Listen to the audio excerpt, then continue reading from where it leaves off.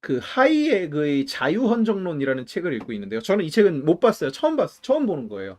근데 이제 거기 앞쪽에 보면은 지금 한 절반쯤 읽었는데 어제 시작해서 거기에 보면 이런 얘기가 나옵니다. 우리가 이 서구 사회가 자유라는 가치의 바탕을 두고 성장을 해왔는데 이 성장을 해오면서 뭐가 생겼냐면 우리가 어떤 가치의 바탕을 두고 성장을 했는지를 잊었고 우리가 무엇을 지켜내야 되는지를 제대로 정의하지를 못했다. 그러다 보니까 사회 전체가 다 자유라는 가치를 잃어버리고 그러니까 자유라는 가치를 잃어버리고 반자유적인 것이 우리 사회가 나아갈 방향이고 우리 이제 미래인 것처럼 그렇게 사람들이 받아들이기 시작했다는 거예요. 특히 지식인들로부터 그게 시작됐고.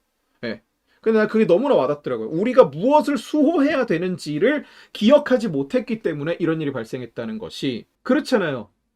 대한민국은요, 자유는 공짜가 아니다. Freedom is not free라는 얘기 굉장히 많죠. 이거 그 한국전 기념공원에 가면은 미국에 가면은 써 있어요. 한국전 기념공원에 가면은 써 있고 막 2차 대전 기념공원에도 써 있었던 것 같고. Freedom is not free. 자유는 공짜가 아니다. 굉장히 많이 인용되는 문구인데 한국한테는요, 자유가 공짜였어요. 자유가 공짜였어요. 물론 우리도 많은 희생을 치렀죠. 6.25 때문에. 그런데 우리가 전쟁을 우리 힘으로 이겼느냐 하면 그건 아니죠. 우리가 독립을 우리 힘으로 했냐면 그건 또 아니죠. 독립운동가들을 비하하는 거 아니에요. 예. 우파를 하려면 독립운동가를 비하해야 된다. 아니에요. 전혀 그렇지 않습니다. 그렇게 생각하는 사람들도 있는데 독립운동가를 비하할 필요는 없어요. 근데 현실은 받아들여야죠. 독립운동가들은 그중에 빨갱이 새끼들도 많았고 이승만 대통령도 독립운동가였어요. 쟤네들 이상하게 어떻게 독립운동가를 친일파로 변모를 시키는지 모르겠는데 재팬 인사이드 아웃이라는 그 세계의 베스트셀러를 썼던 사람이고 일본한테 속으면 안 된다. 쟤네 반드시 뒤통수 친다라는 책을 썼는데 그러니까 이승만 대통령이 내가 일본을 이해하고 보니 얘네는 반드시 뒤통수를 친다. 그러니까 주의해라라는 책을 썼는데 일본이 진주만을 공습하던 날까지도 일본과 미국은 평화협상 중이었거든요.